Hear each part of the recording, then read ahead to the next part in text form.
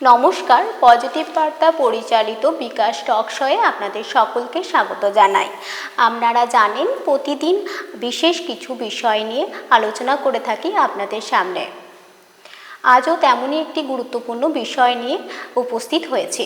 আজকের বিষয় হলো छात्र छात्राओं विभिन्न प्रतियोगी सरकारी नौकरी में परीक्षा संबंधित जानकारी हेतु। सर, आपका परिचय और आपका कर्मक्षेत्र संबंध में दर्शकों को इसके बारे में कुछ बताइए। धन्यवाद माही। मैं अपने आप को बहुत सौभाग्यपूर्ण मानता हूँ कि आज मुझे ये अवसर मिला कि मैं आपके साथ अपने अनुभवों को साझा कर सकूं।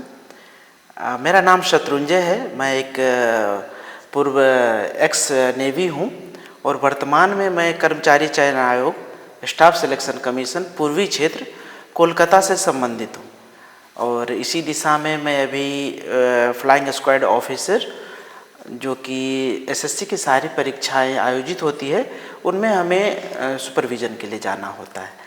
तो ये हमारा वर्तमान का कार्य क्षेत्र है। इससे पहले मैं नेवी और भारतीय स्टेट बैंक में काम कर चुका हूँ।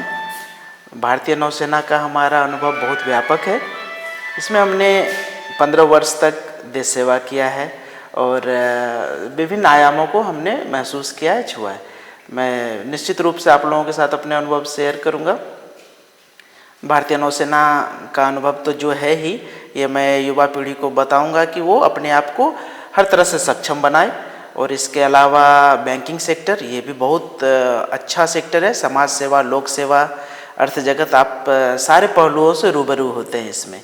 इसके अलावा कर्मचारी चयन आयोग द्वारा संचालित केंद्र सरकार के विभिन्न प्रतियोगी परीक्षाओं के माध्यम से आप अपने लक्ष्य को और एक सरकारी सेवा, समाज सेवा में अपने आप को संलग्न कर सकते हैं। सर, एनडीए में संबंधित तो जानना चाहती हूँ कि विद्यार्थी परीक्षा की तैयारी एनडीए में तैयारी कैसे करे छात्राओं? बहुत अच्छा सवाल है ये। एनडीए एक ऐसा प्लेटफॉर्म है जो युवा पीढ़ी को सबसे कम उम्र में अधिकारी वर्ग में ला सकता है और ये देश सेवा का, समाज सेवा का बहुत अच्छा अवसर है। एनडीए की तैयारी के लिए तो जो न्यूनतम योग्यता है वो +2 है। आपका फिजिक्स, केमिस्ट्री, मैथ, या फिर आर्मी में आपका सिंपल आईए है, तो आप उसके लिए एलिजिबल हैं। उम्र की सीमा इसमें बहुत कम होती है, 18.5, 19 अभी इसी तरह है इसका एज। और यूपीएससी द्वारा इसकी परीक्षा, लिखित परीक्षा आयोजित की जाती है।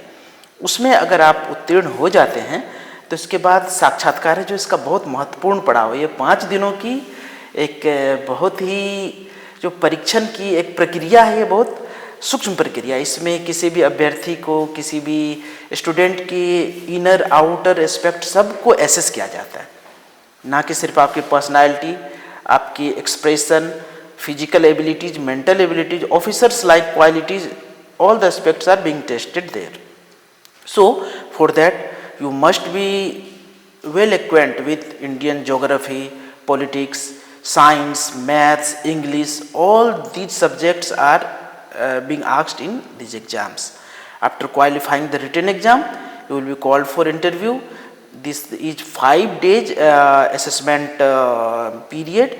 First aspect is screening. On the first day when you report, तो उस दिन आपका स्क्रीनिंग होता है, जिसमें लिखित रूप में आपको वर्बल, नॉन वर्बल की परीक्षाएं होती है, जो कि बेसिकली रीजनिंग एबिलिटी, आपकी बौद्धिक क्षमता का उसमें आकलन किया जाता है। इसके बाद एक इंटरव्यू प्रक्रिया है। इसमें एक आपको पिक्चर दिखाया जाता है और वो हेजी टाइप का पिक्चर होता है, बिल्कुल अस्पष्ट पिक्चर होता है, लेकिन आप उससे क्या समझते हैं और उससे आपको एक कहानी बनानी होती है। और वो कहानी में कितनी गूढ़ता है, कितना आपने तथ्य दिया है, वो आपके मनोवैज्ञानिक पक्ष को उजागर करता है। और उसके बाद उसी कहानी पर मान लीजिए आपके जैसे और भी छात्र हैं, 9-10 स्टूडेंट्स का एक ग्रुप बनाया जाता है और फिर उस पर ग्रुप डिस्कशन होता है। वहाँ पे आपको अपना पक्ष रखने का मौका मिलता है और सामने एक पैनल होते हैं जो कि काफ़ी अनुभवी होते हैं इस क्षेत्र में, जीटीओ और एक साइकोलॉजिस्ट इंटरव्यूअर ये सब बैठे होते हैं और वो लोग आपके मार्किंग करते हैं। इसके बाद आपका रिजल्ट सुनाया जाता है। जो प्रथम दिन स्क्रीनिंग में जो सेलेक्ट होते हैं उसको 4 दिन और वहाँ रहने का मौका मिलता है। इसमें इस दौरान आपको रहने की सुविधा, खाने पीने और घूमने फिरने सब कुछ के लिए आपको स्वतंत्रता मिलती है, लेकिन हर जगह आप पर नज़र भी रखी जाती है। और इस तरह से अगर आप हर दिन के परीक्षा में उत्तीर्ण होते हैं तो अंतर्गत तो आपका मेडिकल होता है और आप नेशनल डिफेंस एकेडमी के लिए चयनित हो जाते हैं। ये 4 साल में आपको बहुत इंटेंसिव ट्रेनिंग दी जाती है और इस ट्रेनिंग के बाद जेएनयू द्वारा आपको ग्रेजुएशन की डिग्री मिलती है और आप इंडियन आर्म फोर्सेज के तीनों में से किसी भी विंग में आप अधिकारी बन के जा सकते हैं। ये पूरी एनडीए की चयन प्रक्रिया है और जो भी छात्र इसकी तैयारी करते हैं, आजकल ऑनलाइन ऑफलाइन बहुत सारी स्टडी मटेरियल्स अवेलेबल हैं। You can go through that and prepare yourself. All the best for your endeavours. हमने सुना है कि आप बैंकिंग सेक्टर में भी काम किए हैं, तो इस सेक्टर में छात्रों का भविष्य कैसा हो सकता है और उसकी तैयारी कैसे किया जा सकता है? जी हाँ, ये भी बहुत अच्छा सवाल है। बैंकिंग सेक्टर भारत में बहुत उभरता क्षेत्र है और इसमें स्टेट बैंक बहुत बड़ा एक क्षेत्र है जो कि उभरते बच्चों को, जो प्रतिभावान बच्चे हैं उनको रोजगार देती है। इसके लिए भी तैयारी की प्रक्रिया लगभग जैसा एसएससी का है या और कोई अन्य प्रतियोगी परीक्षा का है, रेलवे या राज्य स्तरीय परीक्षाएं, तो इस सभी में जो विषय पूछे जाते हैं like English, GK, reasoning, math, बस इसमें भी वैसे ही पूछा जाता है, लेकिन इसमें समय बहुत कम होता है। तो बच्चों को इसके लिए भी ऑनलाइन ऑफलाइन सारे स्टडी मटेरियल अवेलेबल है। और यहाँ मैं ये कहना चाहूँगा, जो बच्चे इसके लिए इच्छुक हैं उनको ऑनलाइन ज़्यादा प्रैक्टिस करना चाहिए, क्योंकि आजकल सभी परीक्षाएं कंप्यूटर बेस्ड एग्जामिनेशन हो रही हैं। इसमें आपको समय बचाना है, शॉर्ट ट्रिक्स के साथ आपको प्रिपरेशन करना है। इसके लिए बहुत सारे ऐप्स हैं, बहुत सारे टेस्ट सीरीज मार्केट में अवेलेबल हैं। आप लोग उनका हेल्प लेते हुए निरंतर अपने आप को तैयार कर सकते हैं। कुछ भी मुश्किल नहीं है, जो ठान लिया वो सब कुछ कर सकता है। और बैंकिंग सेक्टर बहुत अच्छा सेक्टर है। इसमें आप क्लरिकल कैडर में भी जा सकते हैं, अधिकारी वर्ग में पीओ में जा सकते हैं और आगे बढ़ सकते हैं इसमें। धन्यवाद। अब सर एसएससी के साथ जुड़ा है, सो एसएससी के विभिन्न परीक्षा के बारे में छात्रों को कैसे उसकी तैयारी किया जा सकता है? जी हाँ, बिल्कुल।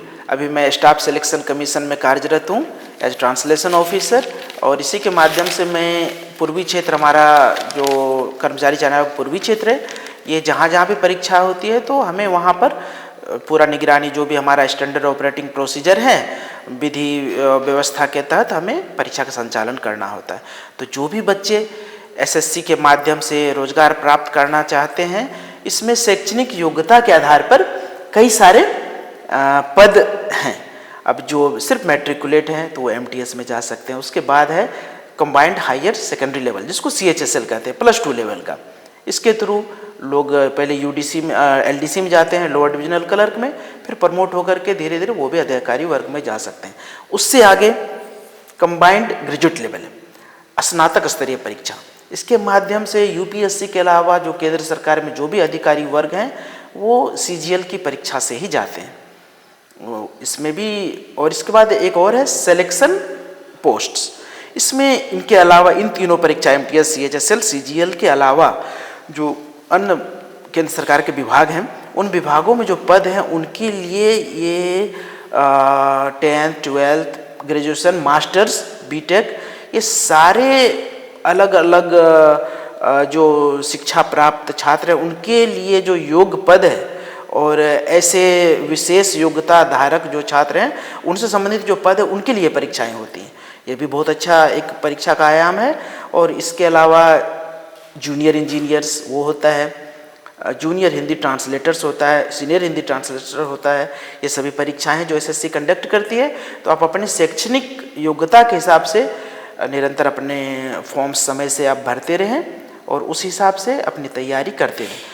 तैयारी के लिए इसमें भी समुचित अध्ययन सामग्री ऑनलाइन ऑफलाइन उपलब्ध है, जिसके थ्रू आप अपने आप को तैयार कर सकते हैं। हाँ, यहाँ एक बात और कहना है कि जब आप ऑनलाइन परीक्षा की तैयारी करते हैं तो फॉर्म भरते समय, उस समय आपको अपना नाम, अपनी सारी डिटेल्स विधिवत सही रूप से, जो कि आपके 10th के क्रेडेंशियल में है, और उसी हिसाब से आपके Aadhaar card, PAN card, passport, driving licence, voter card, ये सभी अपडेटेड होने चाहिए। और ख़ास करके आपके फ़ोटोज़, आजकल कहीं पर भी जो चाइल्डहुड फ़ोटो जो एक्सेप्टेबल नहीं है, क्योंकि जनरली देखा गया है कि बच्चे 10 साल 15 साल पुराने आधार कार्ड लेके आते हैं और जब फॉर्म भरते रहते हैं तो 18, 19, 20 साल रहता है, तो एक 10 साल में काफ़ी मॉर्फोलॉजिकल चेंज होते हैं लोगों के, तो वो फ़ोटो मैच नहीं करता है, तो फिर परीक्षा के दौरान और उसके बाद भी थोड़ी समस्या रह सकती है।